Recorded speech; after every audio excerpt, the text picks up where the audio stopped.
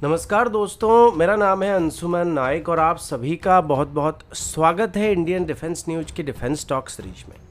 जहां पर हम रोज नए नए डिफेंस अपडेट्स के बारे में बात करते हैं। तो चलिए देर न करते हुए आज की वीडियो शुरू करते हैं।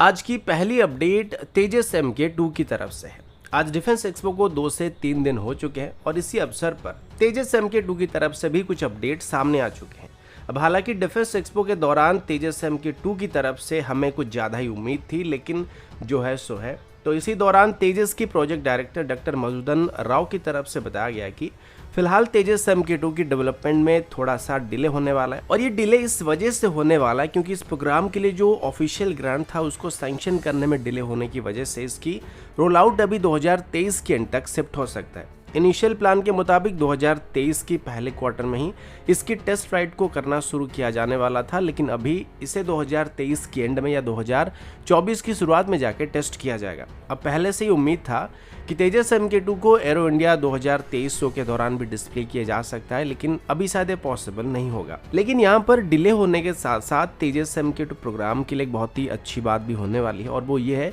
कि इस बार तेजस MK2 में जो इंडिजिनस कंटेंट होने वाली है वो 82% तक होने वाली है, जो कि पहले के प्लान के मुताबिक 75% तक ही लिमिटेड था। और अभी इसकी जो प्रोडक्शन वेरिएंट्स होने वाले यानी कि प्रोडक्शन वेरिएंट आगे चल के बनाए जाने वाले उनमें 90% तक इंडियन सिस्टम का इस्तेमाल होने वाला है। अब हालांकि अभी तेजस MK2 की पहली प्री प्रोडक्शन यूनिट की फैब्रिकेशन वर्क को शुरू किया जा चुका है, लेकिन अभी बताया गया कि इसमें जो इंडिजिनस सिस्टम की मात्रा को इंक्रीज करने के लिए प्रेशर डाला जा रहा है, जो कि डिले होने का एक और कारण होने वाला है। लेकिन अच्छी बात यह कि भले ही इसकी जो रोल आउट है या फिर इसकी पहली टेस्ट फ्लाइट है वो अभी 2022 से 2024 तक शिफ्ट हो सकता है, लेकिन पहले के मुकाबले अभी जो प्रोटोटाइप या प्री प्रोडक्शन यूनिट बनाए जाने वाले हैं ये लगभग प्रोडक्शन रेडी कंडीशन में होने वाले हैं, तो इनको आसानी से 2028 तक इंडियन एयरफोर्स में इंडक्ट करना शुरू किया जा सकता है।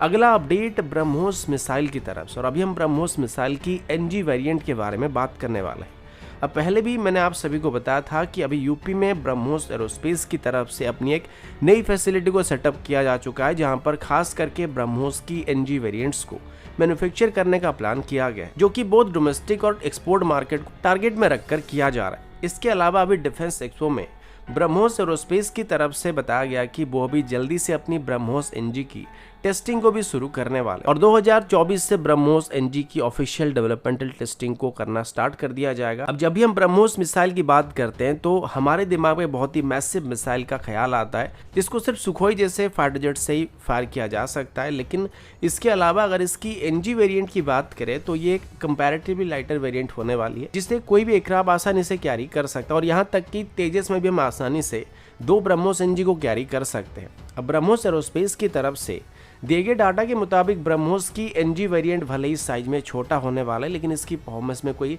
ज़्यादा फर्क देखने को नहीं मिलेगा और इसकी रेंज भी लगभग 300 किलोमीटर के आसपास होने वाला है।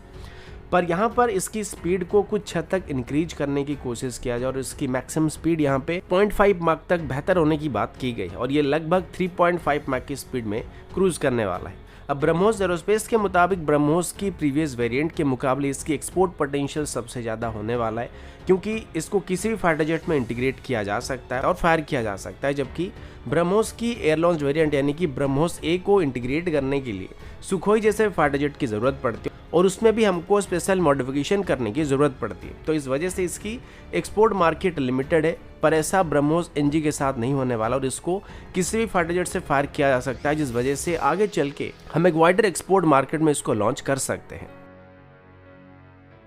अगला update Indian multi role helicopter की तरफ से। अब ये वो हेलीकॉप्टर है जिससे प्राइमरीली इंडियन एयरफोर्स की MI-17 यानी कि मीडियम लिफ्ट हेलीकॉप्टर फ्लीट को रिप्लेस करने के लिए डेवलप करने का प्लान किया गया था और इस वजह से इंडिजिनस तरीके से HAL की तरफ से अपनी इंडियन मल्टी रोल हेलीकॉप्टर को डेवलप करना शुरू किया गया था। इसके बाद नेवी की और इंडियन आर्मी की रिक्वायरमेंट को देखते हुए इसकी 2 और स्पेसिफिक वेरिएंट को भी डेवलप करने का निर्णय लिया गया था, जिसे खास करके आर्मी, एयरफोर्स और नेवी की रिक्वायरमेंट को देखकर बनाने का फैसला किया गया था। लेकिन अभी ये सिर्फ ट्रूप्स को कैरी करने वाले हेलीकॉप्टर थे, यानी कि इनको आर्म्ड करने का कोई प्लान नहीं किया गया था। लेकिन धीरे धीरे सभी रिक्वायरमेंट को देखने के बाद अभी रिसेंटली इसकी आर्म वेरिएंट को भी बनाने का प्लान किया गया, यानी कि इसकी एग्जिस्टिंग कन्फिगरेशन के साथ इसमें कुछ एडिशनल पायलॉन्स को भी ऐड करने का प्लान किया जा रहा है। जिस तरीके से हम लोग Mi-17 को ज़रूरत पड़ने पर पार्सली आर्म्ड कर सकते हैं और इसे फायर सपोर्ट के लिए इस्तेमाल कर सकते हैं, ठीक वैसे अभी इसका इस्तेमाल करने के बारे में सोचा जा रहा है। अभी इसके एक एक्चुअल स्केल डाउन मॉडल को भी डिफेंस एक्सपो के दौरान डिस्प्ले किया गया था और इस इमेज में आप देख सकते हैं कि इंडियन मल्टी रोल हेलीकॉप्टर को यहाँ पर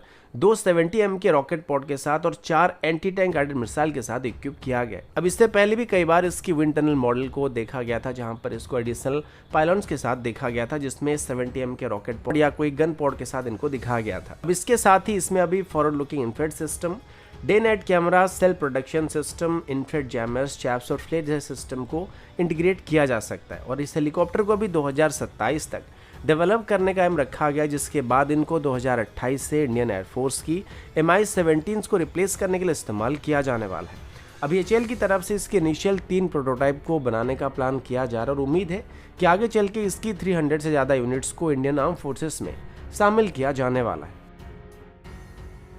अगला अपडेट आर्मेनिया की तरफ से, और अभी रिसेंटली आर्मेनिया और भारत के बीच पिनाका रॉकेट्स को लेकर कुछ डिफेंस डील होने की बात सामने आई थी, जिसमें आर्मेनिया की तरफ से भारत से पिनाका रॉकेट के लिए एक ऑर्डर को प्लेस किया गया था, जिसमें टोटल 4 बैटरी को खरीदा गया था और इसमें पिनाका रॉकेट की 3 डिफरेंट वेरिएंट मौजूद थे। लेकिन अभी आर्मेनिया की डिफेंस साइट्स की तरफ से पब्लिश किए जा रहे कुछ डाटा के मुताबिक आर्मेनिया की तरफ से अभी भारत से और भी कई डिफेंस डील को करने का प्लान किया जा रहा है और खास करके आर्मेनिया की तरफ से अभी भारत से लॉइटरिंग मुनिशंस को और मिड रेंज की surface to air missile system को खरीदने का प्लान किया जा रहा है। डिफेंस एक्सपो के दौरान अभी भारत और आर्मेनिया के बीच एक ऑफिशियल मीटिंग को भी अरेंज करने की बात सामने आ चुकी है, जिसमें लॉन्ग रेंज रॉकेट सिस्टम्स के अलावा एंटी टैंक रॉकेट और वैरायटी ऑफ वेपन्स को लेकर बातचीत की गई है। द प्रिंट की तरफ से इसको लेकर भी एक रिपोर्ट को पब्लिश किया गया था, जिसमें बताया जा रहा है कि आर्मेनिया की तरफ से भी भारत से 80 mm की मोटार्स के अलावा कॉन्कुर जैसे एंटी टैंक गाइडेड मिसाइल को भी खरीदने का प्लान किया जा रहा है। अगला update very short range air defence system को लेके, और अभी रिसेंटली आपने सुना होगा कि DRDO की तरफ से अपनी very short range air defence system को टेस्ट किया गया था, जिसको पिछले महीने ही टेस्ट किया गया था, जो कि एक man portable air defence system होने वाला है और खास करके हमारी इन्फेंट्री यूनिट्स को या हमारे फॉरवर्ड यूनिट्स को ऐसे सिस्टम की काफी जरूरत पड़ने वाली है। अभी डिफेंस एक्सपो के दौरान बताया गया कि दरअसल DRDO की तरफ से अभी इसे अपनी प्रोडक्शन पार्टनर के साथ मिलकर डेवलप किया जा रहा है और अदानी डिफेंस को अभी DRDO की तरफ से अपनी very short range air defence system missile के लिए डेवलपमेंट और प्रोडक्शन पार्टनर के तौर पर सिलेक्ट किया गया। इसमें अदानी डिफेंस की तरफ से बताया गया कि वो अभी इस मिसाइल प्रोडक्शन रेडी वेरिएंट को आने वाले 12 महीनों के अंदर तैयार करने वाले और इस दौरान DRDO की तरफ से अपनी प्रोडक्शन और डेवलपमेंट पार्टनर को इस मिसाइल को डेवलप करने के लिए सभी जरूरी सपोर्ट और टेक्निकल एक्सपर्टीज शेयर किया जाने वाला है और अंत में जो भी प्राइवेट सेक्टर कंपनी की तरफ से इसके प्रोटोटाइप्स को बनाना शुरू किया जाएगा, तो उसके बाद DRDO की तरफ से सबसे पहले इन प्रोटोटाइप्स की टेस्ट को किया जाएगा और अगर ये DRDO की टेस्ट को क्लियर कर पाते हैं तो आगे चल के इनको फाइनल प्रोडक्शन के लिए क्लियर कर दिया जाएगा।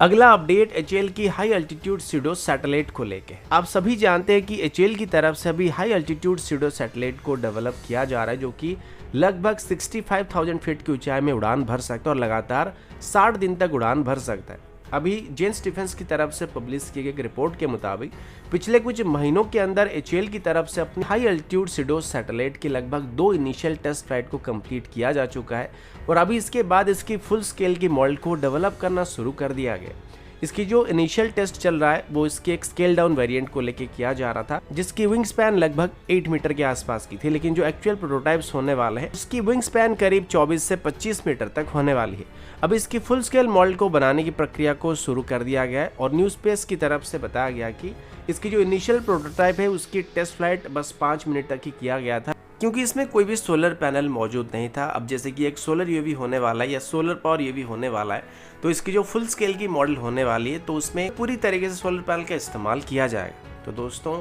अभी के लिए इतना ही, मिलता हूँ आपसे अगले वीडियो में, तब तक के लिए जय हिंद, वंदे मातरम।